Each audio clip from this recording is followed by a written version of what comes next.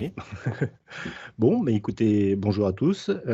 Bienvenue pour ce 9e online Meetup DevOps, qui en réalité est le Ça y est, il l'a fait. 10e. Donc, dans un premier temps, j'ai pas eu le temps de préparer quelque chose de bien sérieux. Par contre, bon, j'ai fait juste une petite présentation sur C# 9. Je ne sais pas si vous avez vu les différentes vidéos qui ont été postées sur la build concernant C# 9 et les différents articles. Donc, j'ai fait un petit truc vite fait. C'est surtout pour avoir un petit peu vos retours. J'ai peut-être pas forcément tout compris. Donc, vous avez certainement compris des choses mieux que moi. Et comme ça, on pourra voir ça un peu plus en détail. Et ensuite, on a notre ami Christophe Nassar qui est là, cette fois-ci, et qui va nous présenter donc Async Await. Alors, concernant PowerPoint, il faut savoir s'en servir. Voilà. Ouais, il y a une animation, je ne sais pas pourquoi. Donc, dans les nouveautés de C# 9 qui ont été présentées. Tu partages ton écran. On ne voit pas ton PowerPoint. Vous ne voyez pas mon PowerPoint? Non, tu n'as pas partagé l'écran. Tu as fait un PowerPoint? Fait un PowerPoint, oui, oui. Qu'est-ce que c'est que cette histoire? Bon, attends, tu as arrêté le partage d'écran pour aller voir les gens qui devaient rentrer, tu as dit. Ouais. Tu oublies vite. Hein. Voilà, vous voyez là? Oui. Ouais.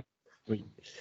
Donc, dans les premières nouveautés, il y a la fonctionnalité init-only au niveau des propriétés. Bonjour, monsieur le clown. Donc, le principe, c'est de remplacer le set d'une propriété par le mot-clé init. Et donc, l'idée, c'est que cette propriété, par exemple firstName, sera uniquement assignable au moment par le constructeur de la personne. Donc, en gros, ça revient à faire un read-only sur le champ firstName. Donc, par exemple, là, j'ai déclaré une variable Richard. Donc, je lui dis que son new name, c'est first name, c'est Richard, last name Clark. Et si j'essaye d'affecter de nouveau sa propriété first name, j'aurai une erreur au moment de la compilation. Donc, ça, c'est la première possibilité. Oui. Non, je dis alors qu'avant, tu n'avais pas d'erreur. Donc, c'est un truc pour générer des erreurs, quoi. Non, ça permet d'avoir une... Derrière, ce qui est créé, ce qui va apparaître également, c'est la notion de record. Donc, c'est de rajouter le mot-clé data devant la déclaration de la classe. Donc là, par exemple, j'ai déclaré la classe personne comme étant une data, un record. Donc, l'idée, c'est d'avoir quelque chose qui est un petit peu entre les classes et les structures. Donc, c'est pour représenter véritablement la donnée. Donc ici, par exemple, dans notre classe personne, on a une première donnée qui est la donnée first name et une deuxième donnée qui est la donnée last name. Et donc, en les déclarant ainsi, les champs sont immutables. Donc, on ne peut plus du tout modifier la valeur de first name. Donc, exemple, si on veut créer une nouvelle classe qui s'inspire, j'allais dire, de la classe personne. Donc là, j'ai mis var Denis égale Richard, with last name égale voituron. Donc, dans ces cas-là, ça va nous créer une nouvelle instance de la classe personne avec les mêmes valeurs des différentes propriétés de la classe personne qui est dans Richard, sauf que le last name sera changé et sera mis en étant avec la valeur de voituron. Donc, on a véritablement deux instances et on ne manipule pas la première instance ni ses premières valeurs, quoi.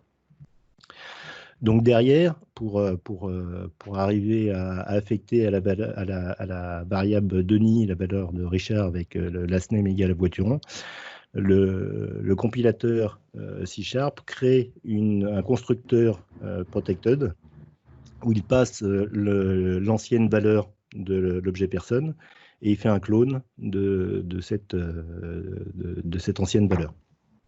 Ce qui veut dire que si on fait un test avec référence equals, Reference equals entre Denis et Richard, ça nous retournera false, parce que donc les deux instances, les deux références d'instances des classes ne sont pas les mêmes. En revanche, quand on fera equals, comme les données à l'intérieur de chaque classe est la même, ça nous retournera true.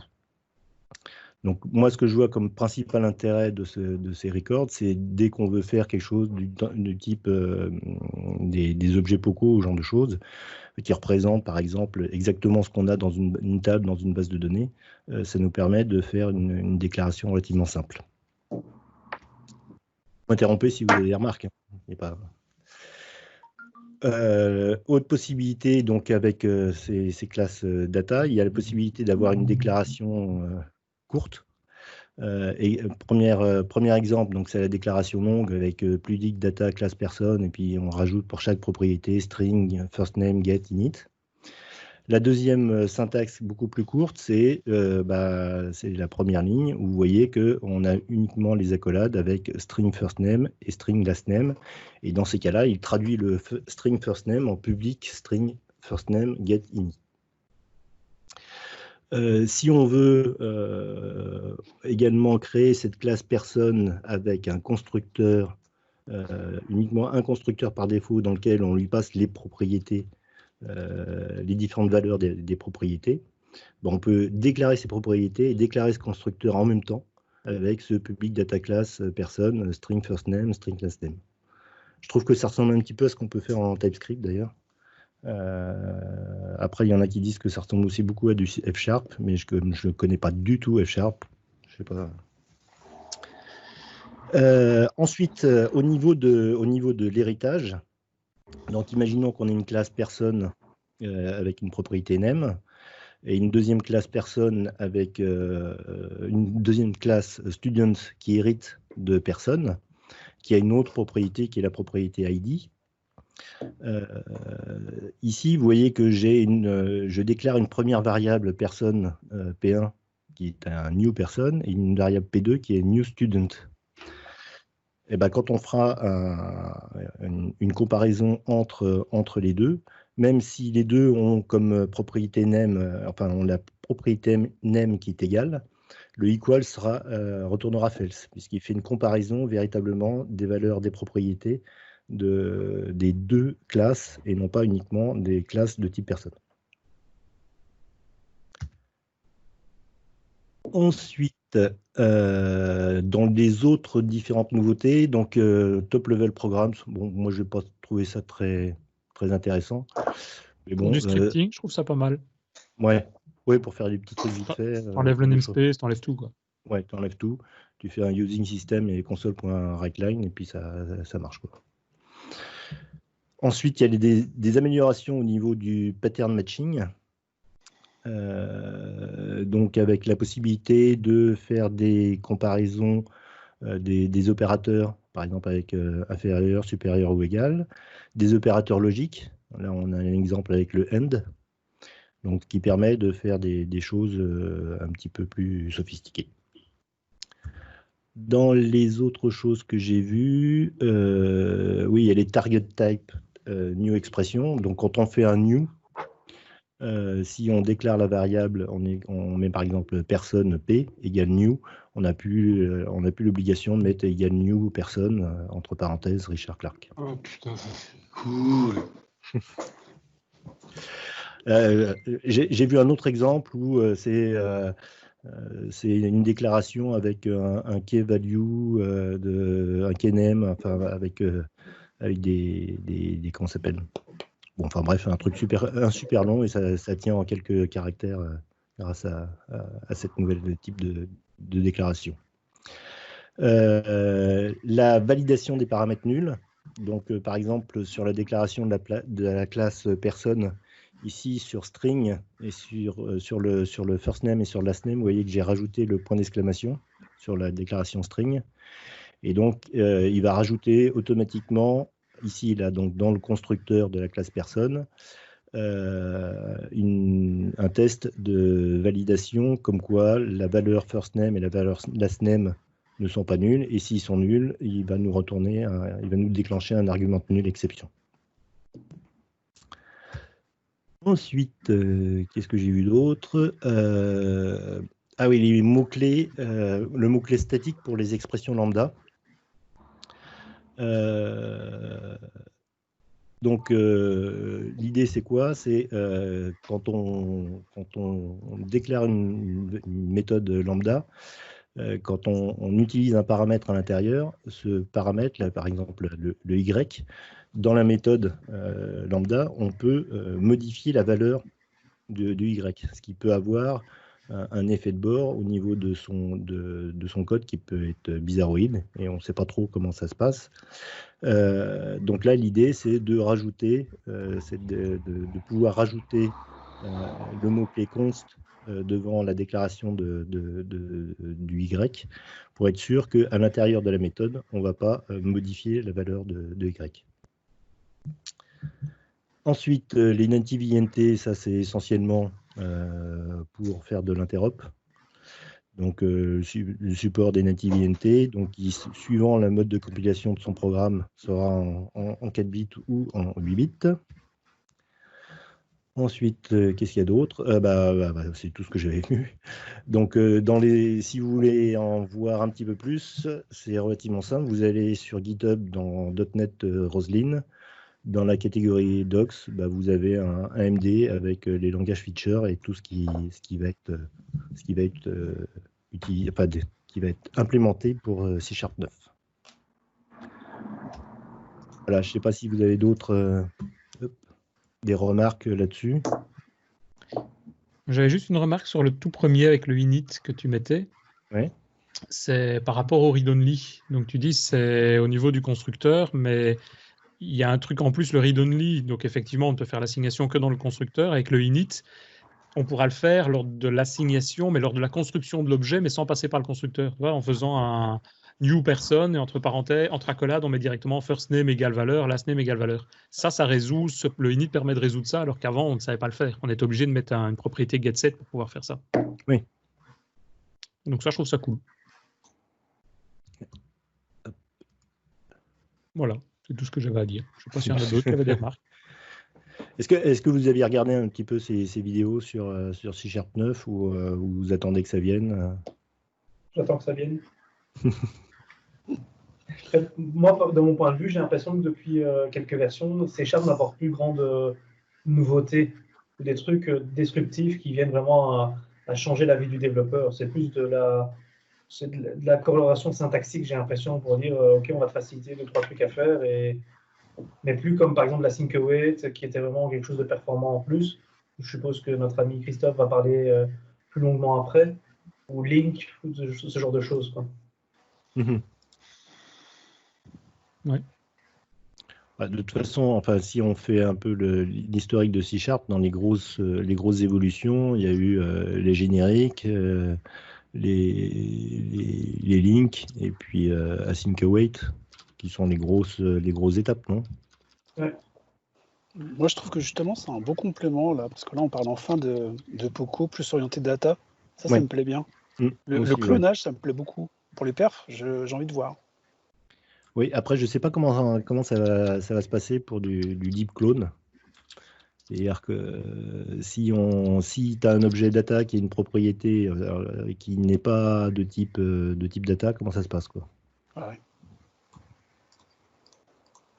Ça, bon, et puis jouer avec une preview, pour l'instant, bon, on va attendre. Bien, donc si vous n'aviez pas d'autres remarques, on va passer la parole à Christophe. Il va nous présenter Async Await. S'il se réveille. Mais moi j'attends, hein. Est-ce que je peux prendre l'écran ou comment ça se passe? Tu fais comme tu veux. Je fais comme je veux. Eh ben dis donc. Ça, c'est une erreur, ça il fallait pas. Bonjour tout le monde. Donc j'ai expliqué un petit peu avant que ça ne soit enregistré que j'avais proposé de faire une petite chronique qui pourrait être toutes les semaines ou toutes les 2 semaines sous le terme de comment ça marche, en disant que je pouvais passer un quart d'heure, 20 minutes sur un petit sujet. On m'a dit ouais, c'est pas mal, c'est bien comme idée. Tu fais quoi mercredi prochain? On a On a 45 minutes à 1 heure sur un sujet particulier, et en ce moment, les gens aiment bien Async Await. Donc c'est un peu le piège, puisque c'est pas vraiment ce que j'avais pensé, mais ce que je vous ai préparé, c'est qu'en fait, comme le nom l'indique, il y a quelqu'un qui est sur un truc qui fait du bruit ou c'est mon idée de petite comment ça marche là, c'est parce que j'ai remarqué que souvent c'était bien pratique de savoir comment ça marchait sous la couche qu'on utilise nous.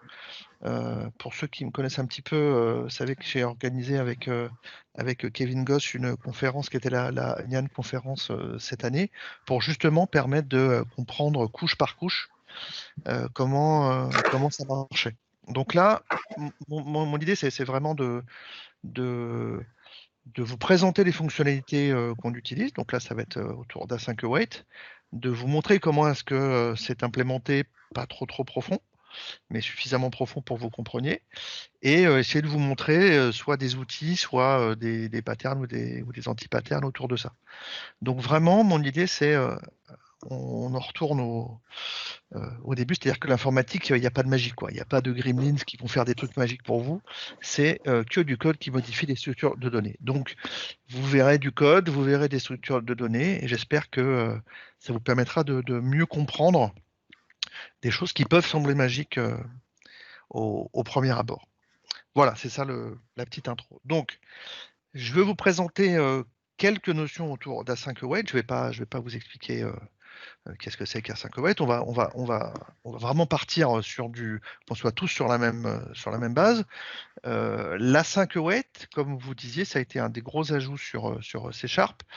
Et l'idée, c'est quoi? L'idée, c'est de pouvoir écrire du code de manière séquentielle, c'est-à-dire un être humain, il écrit du code de manière séquentielle, hein, ligne 1, ligne 2, ligne 3, ligne 4, et ça s'exécute. Bon là, il y a une fonctionnalité nouvelle, à partir de 2 nouveaux mots-clés Async Await, qui va vous permettre de continuer à écrire de manière séquentielle, c'est-à-dire une ligne après l'autre, du code qui, lui, va s'exécuter, ou potentiellement s'exécuter, de manière asynchrone. C'est-à-dire que le thread de départ qui va démarrer l'exécution, à un moment donné, il va passer la main à un autre thread pour exécuter la suite. Donc, à quoi ça sert? Il faut toujours essayer de voir à quoi servent des nouvelles fonctionnalités. C'est essentiellement pour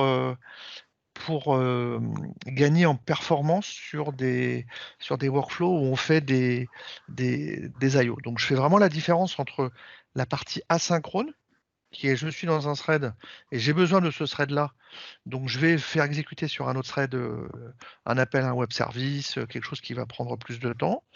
Donc typiquement, j'ai une UI, une application graphique, je ne veux pas que mon application graphique elle soit figée parce que je fais un traitement ou un appel qui peut être long sur une socket vers un autre serveur. Donc pour ça, j'ai besoin de faire de l'asynchronisme, on change de thread. C'est très différent du parallélisme où on veut pouvoir exécuter plusieurs choses à la fois pour que ça aille plus vite au niveau performance. C'est vraiment différent. Et l'Async Await, vraiment surtout au niveau de la syntaxe, est axé sur la partie asynchrone. Je vous montrerai qu'on peut faire du parallélisme, mais la base, c'est vraiment ça. Alors, qu'est-ce qu'on va faire? On va montrer du code. Hein. Alors, est-ce que c'est suffisamment gros ou il faut que je mette un tout petit peu plus gros? Dites-moi tout. Denis va te demander que ce soit plus gros. Denis, est-ce que si je fais ça, C'était moi, Denis. Ça tirait, Denis. Moi, je vais faire mon chieur. Je voudrais que le fond soit blanc. Non, ça c'est impossible parce que si je mets le fond blanc, je prends des coups de soleil, donc ma peau ne me permet pas de mettre des fonds blancs. Je suis vraiment désolé. Excuse acceptée? Oui. Bon. Alors voilà, donc je vais vraiment commencer par quelque chose de très simple et que vous ne ferez jamais dans la vraie vie. Mais c'est au moins pour qu'on ait un exemple. Donc là, c'est un programme console, un programme console Netcore. Et qu'est-ce que j'ai? J'ai une boucle. Et je vais faire quelque chose 10 fois. Je vais appeler une méthode asynchrone. Donc là, on tombe sur les fameux mots-clés, le wait qui est ici, et l'A5 qui est ici. Donc déjà, très très rapidement, si vous voulez qu'une méthode soit asynchrone, je vais rentrer dans le détail après de ce que ça veut dire, il faut mettre un A5 devant. Et on a une signature qui retourne une task ou une task de quelque chose. Une task de quelque chose, ça veut dire que je vais pouvoir récupérer. Donc là, dans mon cas, ma méthode, elle retourne un entier. Et vous voyez que quand je vais l'appeler, je vais faire un await dessus. Et j'aurai le résultat ici. Mon var, là, mon var, c'est un int. D'accord? Donc c'est le même que ce qui est retourné là. Et ça veut dire que ça va s'exécuter. Hein. Je vais appeler first async, et puis après, le first async, il appelle le last async. Et le last async, ce qu'il fait, c'est qu'il va incrémenter un petit compteur là, global. Et il va retourner la valeur du petit compteur. Donc ça va retourner ici. Le petit result va être retourné du first A5. Et dans mon result, dans mon main, je vais avoir la valeur qui aura été incrémentée. Et évidemment, ici, je l'affiche. Donc, je m'attends à avoir 1, 2, 3, 4, 5, 6, 7, 8, 9. Voilà, c'est ce que je m'attends à avoir. C'est beaucoup de syntactic sugar. Pourquoi est-ce que c'est du syntactic sugar? C'est que il y a 2 changements qui sont nécessaires pour que ça marche. Vous voyez qu'ici, le main, c'est le point d'entrée de mon application. Et Windows ou Linux, ils connaissent rien à l'A5. Donc, c'est juste pas possible que le point d'entrée, il retourne une task. Donc, il y a un truc qui a été fait dans un .NET précédent pour permettre justement d'avoir un point d'entrée asynchrone. Derrière, il y a un vrai point d'entrée. Et le vrai point d'entrée, il récupère la task, il fait un get waiter et get result. Et donc, ça permet d'appeler vous du code asynchrone. L'autre chose qui est un syntactic sugar, qui est la première chose qui m'a frappé quand j'ai vu du code avec l'async await, c'est quand moi je lis ce code-là, ça ne doit pas compiler. Regardez bien. Ma méthode, elle retourne une task de int. Et moi, je retourne un int. Dans n'importe quel compilateur, ça ne compile pas. Est-ce qu'on est déjà tous d'accord là-dessus? Moi, je suis d'accord et j'irai plus loin. Je te pose déjà une question. Pourquoi Microsoft impose que ce soit task? Pourquoi on ne peut pas faire un static async int? Alors, j'ai pas la réponse à cette dernière question, mais ce qu'il faut croire en fait, c'est de la signature. C'est-à-dire que cette méthode-là, je vais vous montrer que le compilateur, en fait, derrière, il génère du code. Donc, il va transformer ce code-là en un autre code. Et je vais vous montrer ce qu'il va faire. Mais au bout du bout, ça va quand même retourner une task de int. Et ça, ici, là, ça me gêne. Moi, en tant que Christophe Nazar, parce que pour moi, ça ne compile pas et ça peut être confusant pour les gens. Mais ce qu'il faut que vous compreniez, c'est que le compilateur, il va transformer ce code-là en un autre code qui va retourner une task de int. Et je vais vous montrer ce code-là, justement. Donc ça, c'est les trucs qui, moi, la première fois, m'ont un petit peu surpris. Bon, maintenant, si jamais je l'exécute... En fait, ce que dit Denis, c'est vrai que c'est cohérent. Alors, pourquoi on va mettre A5 si c'est déjà une task? Parce qu'une task, elle n'est pas par définition A5? Non, alors justement, avant qu'on ait A5 await, on a eu, je ne sais plus si c'est C# 4, je me souviens plus quelle version, on a eu ce qu'on appelle la TPL.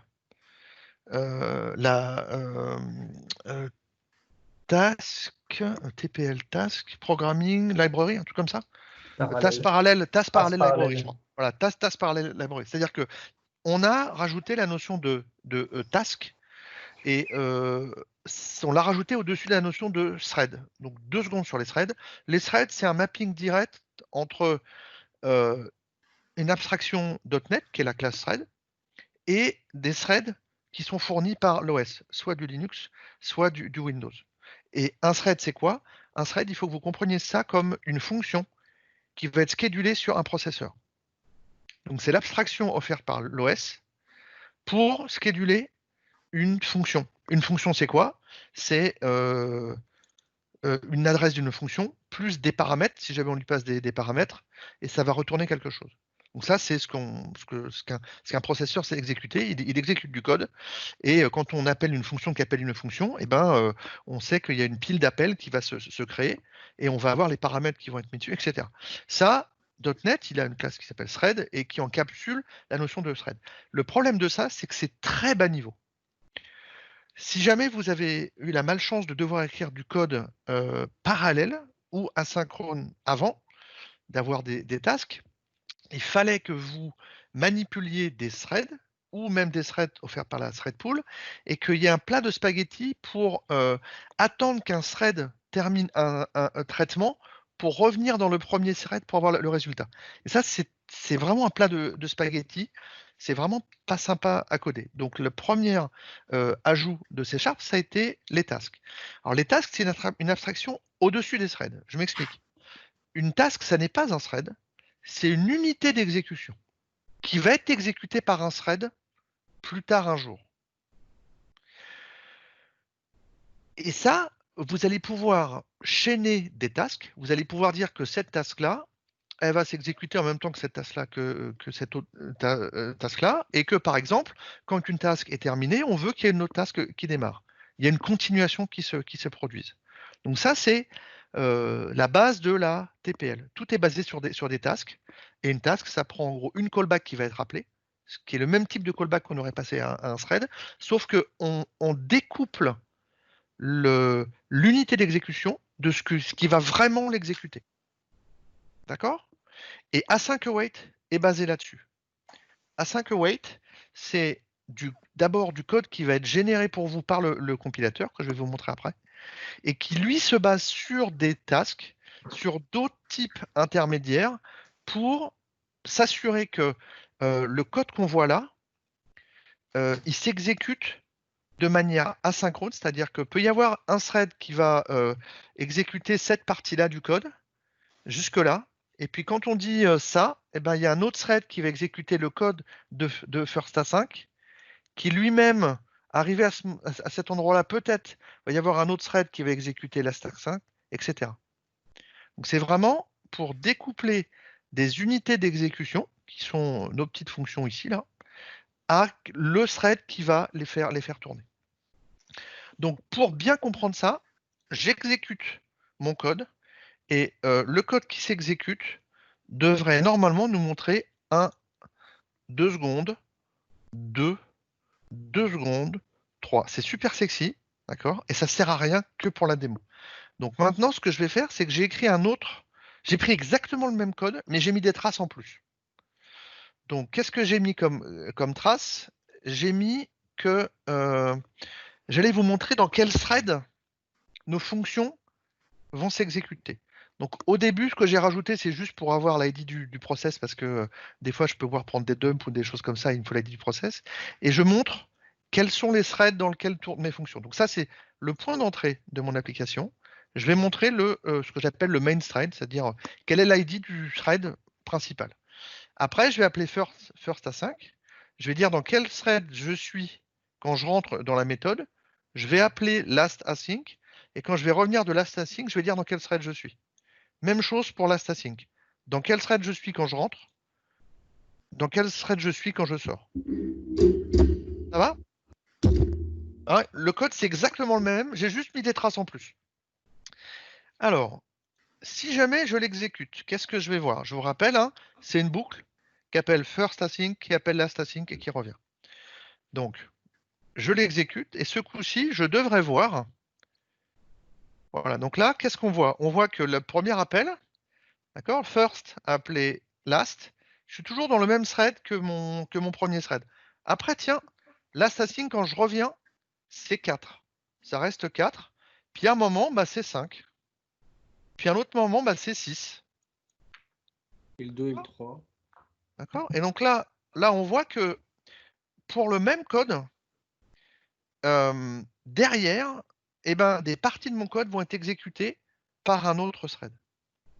Et c'est ça l'async-await. L'async-await, c'est que j'écris mon code de manière synchrone comme si jamais j'avais pas de thread, sauf que derrière, ça va s'exécuter dans d'autres threads.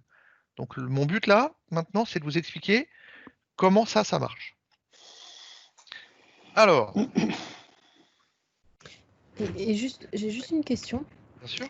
Parce que tu n'as pas tracé, mais on est d'accord que par contre, dans ton console WriteLine, au moment où tu écris le 5, où tu écris le résultat, on est bien toujours dans le thread 1. Il est bien revenu à son thread principal. Alors attends, si je reprends ta question, si ici je mets, on va le mettre, hein, parce que comme ça va. C'est une très bonne question. Est-ce que quand je suis ici, par exemple, juste avant, d'accord? Ouais. On va le mettre là, on va mettre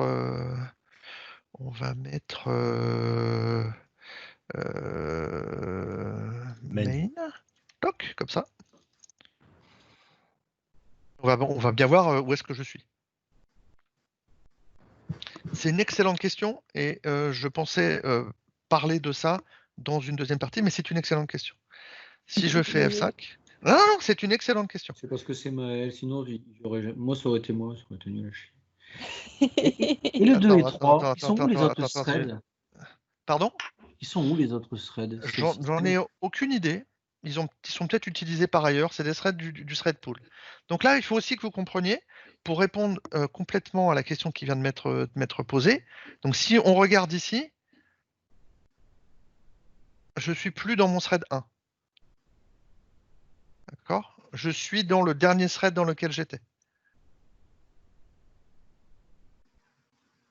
D'accord? J'étais dans 5. Ouais. Et je suis toujours dans 5. Si c'est possible, je vais montrer que ça, c'est dépendant d'une partie de l'architecture offerte par C# derrière et la runtime. Et je vous montrerai cette notion de ce qu'on appelle un synchronization context.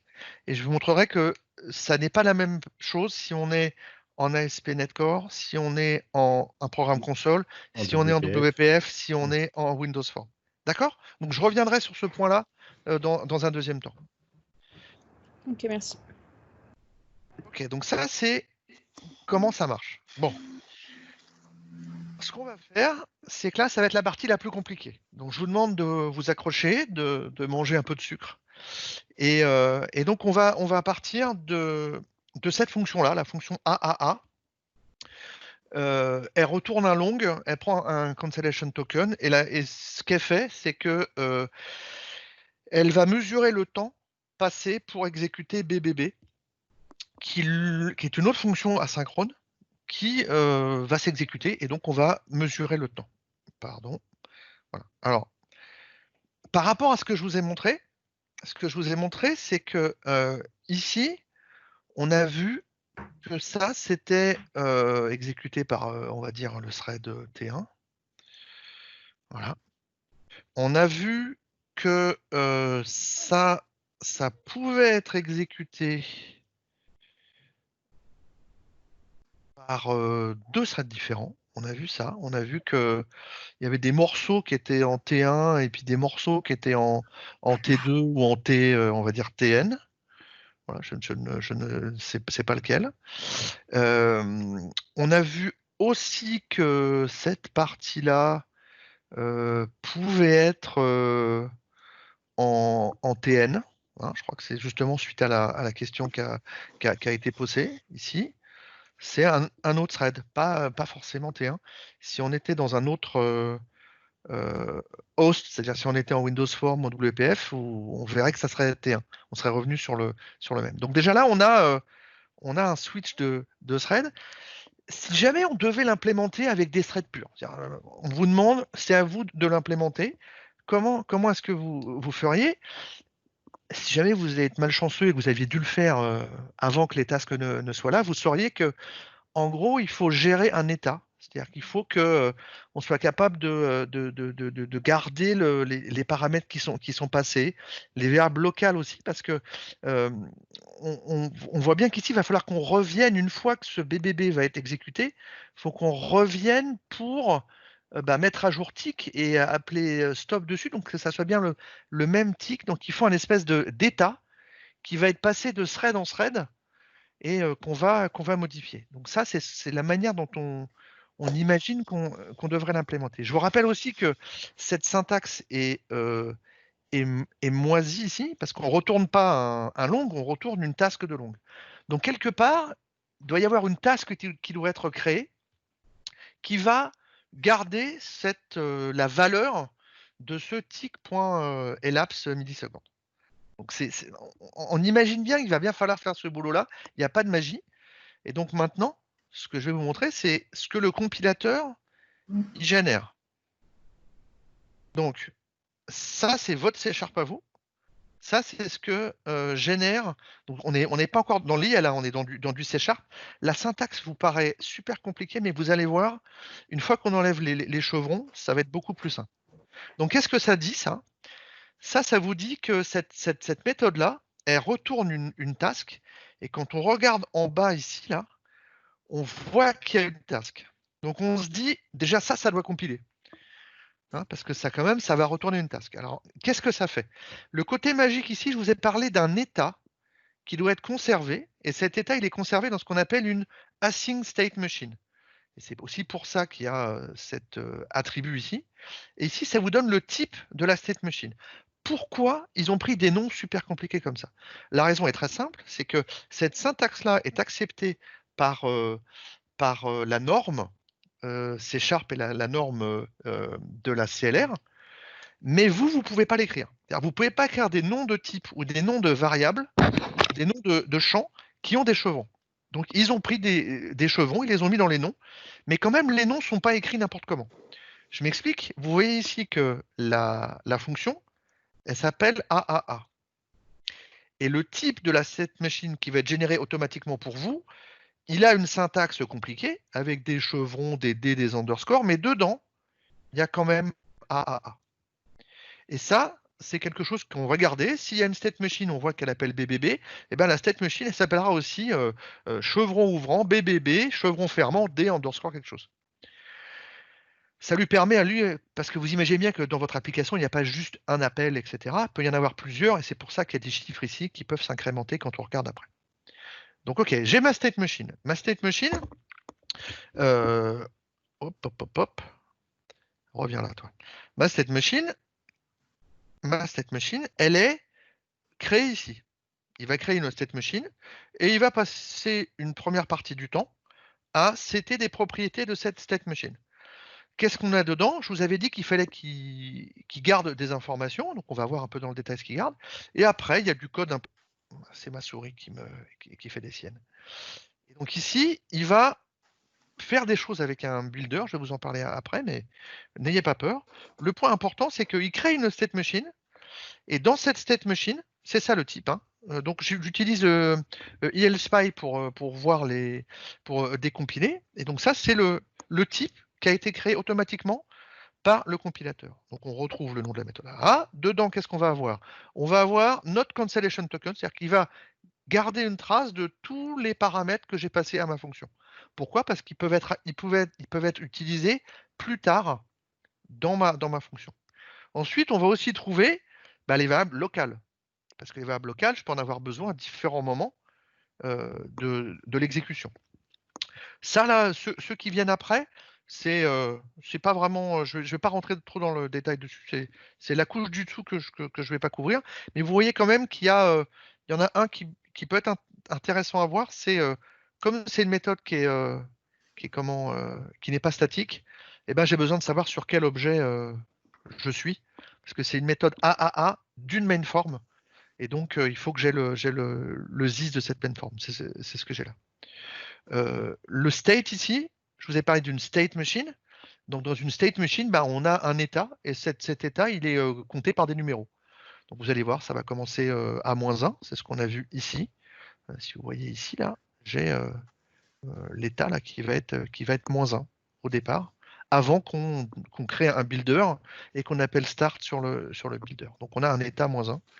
Et dans ce builder là, lui, il va gérer une task. Donc ce builder là, son rôle, c'est d'encapsuler la task qui correspond à l'exécution asynchrone de la méthode.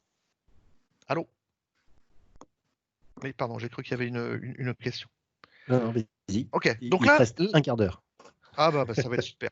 Donc ici, je vous ai montré la partie structure, la partie type. Maintenant, la partie code qui va modifier ça, c'est quoi? Eh ben, c'est une méthode qui s'appelle moveNext. Cette méthode moveNext, elle est en fait venue de l'implémentation des itérateurs en C#. Je ne sais pas si vous vous rappelez, mais il y a une nouvelle fonctionnalité, à peu près à la même époque que les tasks, qui était de construire automatiquement des i énumérables, avec des yields et des yields return. Derrière, il y a du code qui est généré, et ils ont réutilisé l'infrastructure de génération du code pour gérer cette machine à état. Donc le move next, c'est quelque chose qu'on retrouve dans des itérateurs, et là ils ont gardé le même nom. Ça aurait pu être change state ou voilà, move A5, mais ils ont gardé le même nom. Qu'est-ce que c'est que le code de ce move next? Je vous ai prévenu, c'était la partie la plus compliquée. Le code, qu'est-ce qu'il va faire? Si on regarde, on va partir du haut et on va se rendre compte qu'en fait, la partie synchrone, c'est-à-dire avant le premier await ici, eh ben on va la retrouver. Alors évidemment, il y a des noms de verbes locaux qui sont cryptiques parce qu'il ne faut pas que ça marche sur des noms de variables à vous, mais on retrouve exactement le même code. Et quand on va sortir, à la fin de la fonction, on va retrouver mon stop ici. Et le fait qu'on retourne un tick.elapse millisecond, on voit que le builder, il va appeler setResult avec le résultat. Et si vous connaissez un petit peu les tasks, vous savez que vous pouvez mettre un résultat sur une task, et c'est ce que va faire le builder.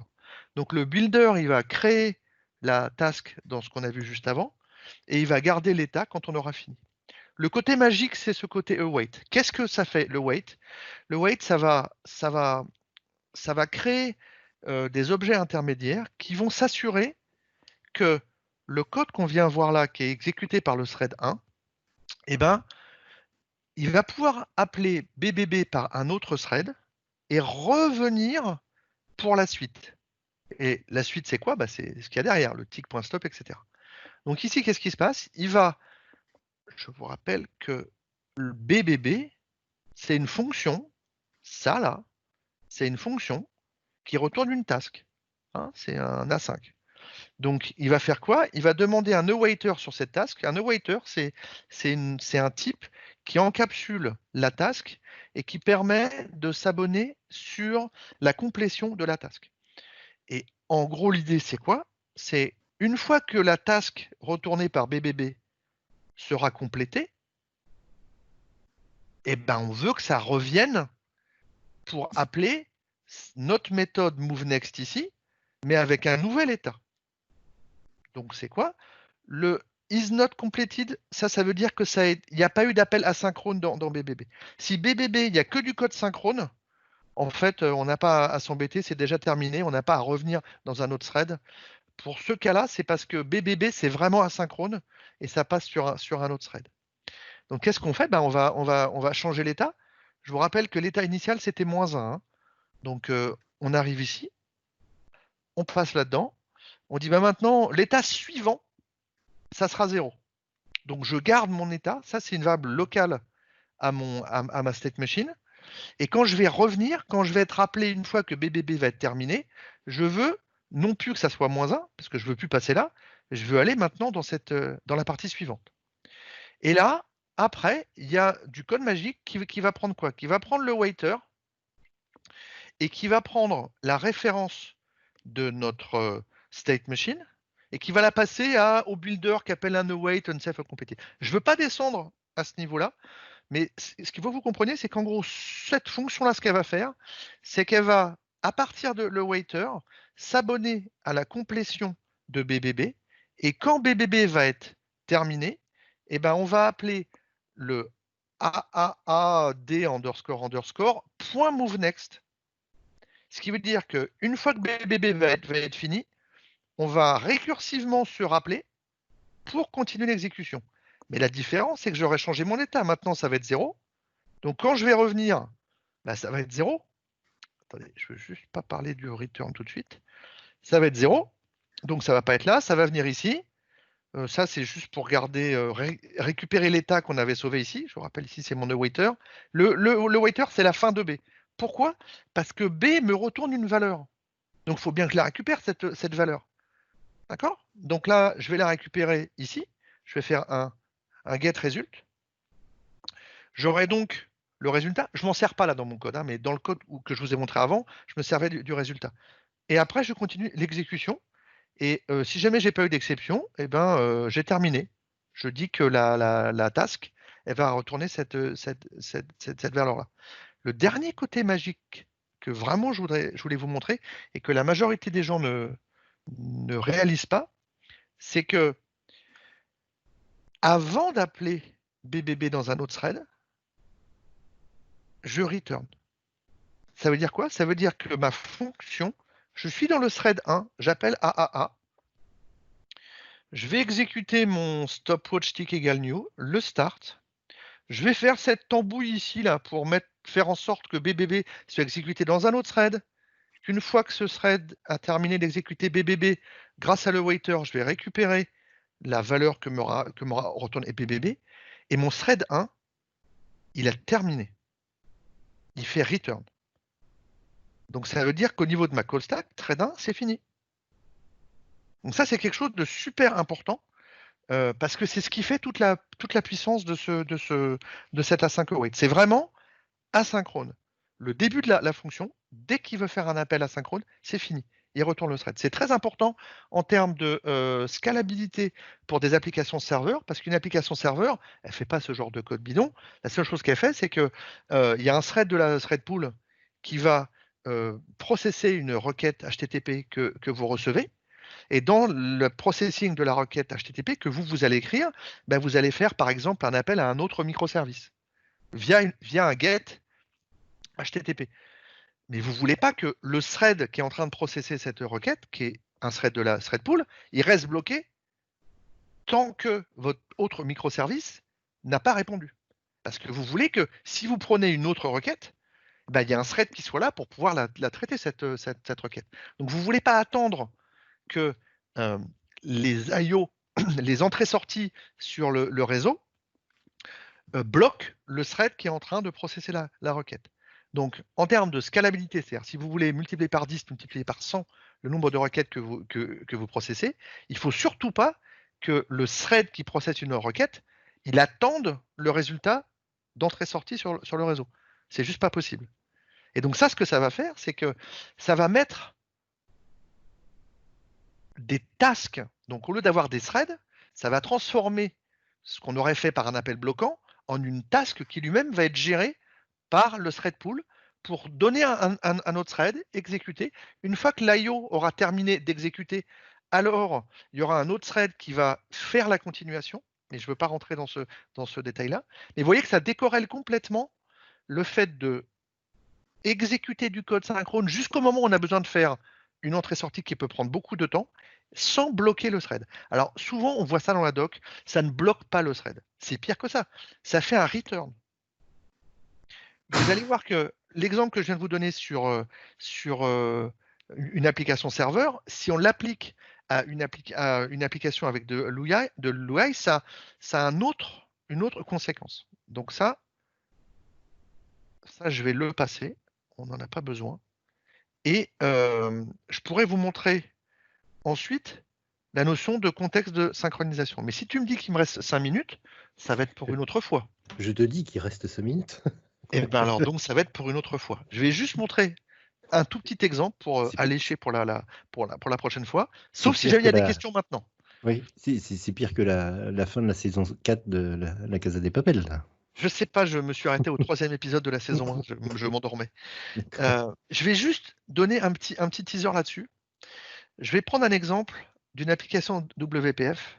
Ça va me prendre mes 5 dernières minutes. Qu'est-ce qu'elle fait? Elle va avoir, je vais l'exécuter, on verra le code après. Donc ça, c'est petite application. Je vais faire Start là, et ça va faire exactement la même chose que l'autre, mais au lieu que ça soit dans la console, ça va s'afficher dans le truc d'à côté. Je fais Start ici, 1, 2, 3, 4, 5, 6, 7, 8. J'ai mis un peu plus rapide. D'accord? Donc ça, c'est super. Je l'écris exactement de la même manière. Do, first async, mais au lieu de faire un console.writeLine, je fais un textbox result.text égale le résultat. D'accord? Ça, si vous vous rappelez ce que je vous ai montré avec ce code ici, je vous le remontre, hein, et ça fait la suite à la question qui m'a été posée. On voit bien que quand je veux mettre le résultat, je ne suis plus dans mon thread initial, je ne suis plus dans le thread 1, je suis dans un autre thread.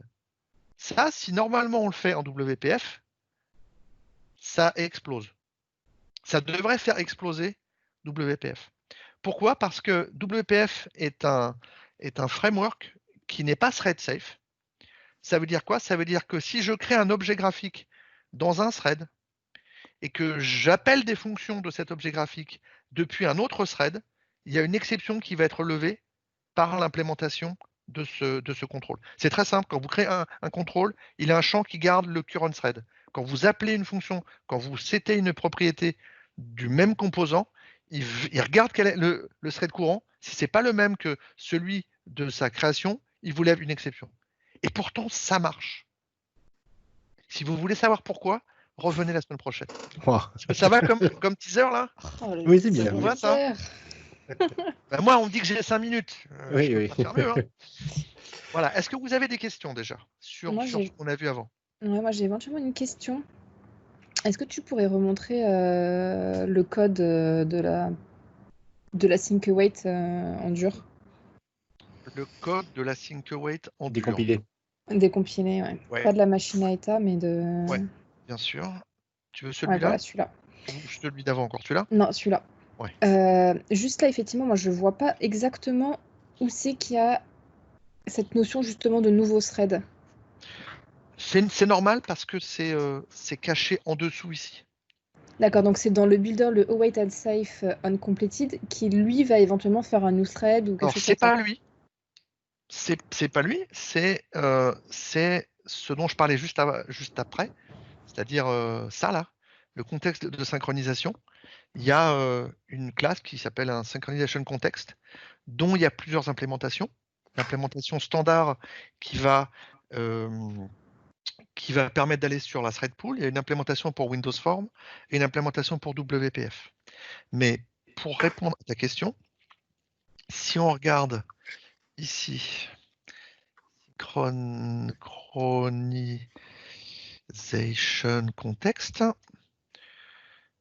synchronization context, ici, ce que ça fait, en gros, les méthodes importantes d'un synchronization context, c'est qu'il va être capable d'exécuter une callback, soit de manière bloquante, par un send, soit non bloquant.